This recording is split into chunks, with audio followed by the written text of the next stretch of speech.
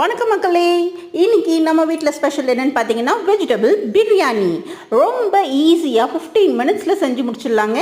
அதுக்கு தேவையான பொருள் வெங்காயம், தக்காளி, பச்சை மிளகாய், இஞ்சி, பூண்டு பேஸ்ட்டு, சோம்பு, பட்டை, லவங்கம், ஏலக்காய், பிரிஞ்சி இலை, இதை எல்லாத்தையும் ரெடி பண்ணி வச்சுக்கிட்டு குக்கர் அடுப்பில் வச்சு 2 ஸ்பூன் எண்ணெய் ஊற்றி இந்த கரம் மசாலாலாம் தாளிச்சிட்டு அது கூட வெங்காயம், பச்சை மிளகாய், தக்காளி எல்லாம் வதங்கினதுக்கப்புறம் இஞ்சி பூண்டு பேஸ்ட்டு போட்டு அதையும் நல்லா வதக்கி அந்த பச்சை ஸ்மெல் போனோடனே காய்கறியை நறுக்கி வச்ச காய்கறி அதில் போட்டு அதையும் நல்லா ஃப்ரை பண்ணிவிட்டு 1 ஸ்பூன் கரம் மசாலா, 1 ஸ்பூன் மிளகாத்தூள், கொஞ்சம் சிட்டிக்கை மஞ்சத்தூள், கொஞ்சம் தயிர், கொஞ்சம் உப்பு போட்டு எல்லாத்தையும் மிக்ஸ் ஆனதுக்கப்புறம் கொஞ்சம் புதினா, கொஞ்சம் கொத்தமல்லி, கொஞ்சம் கருவேப்பிலை போட்டு நல்லா வதக்கிட்டு 2 விசில் 2 விசில் வச்சு இறக்கிட்டிங்கன்னா உங்களுடைய வெஜிடபிள் பிரியாணி ரெடி. அதில் கொஞ்சம் கொத்தமல்லி தூவி அது கூட கொஞ்சம் தயிர் பச்சடி, கொஞ்சம் வெங்காயம் ஆட் பண்ணி தயிரில் மிக்ஸ் பண்ணி சாப்பிட்டிங்கன்னா சூப்பர்.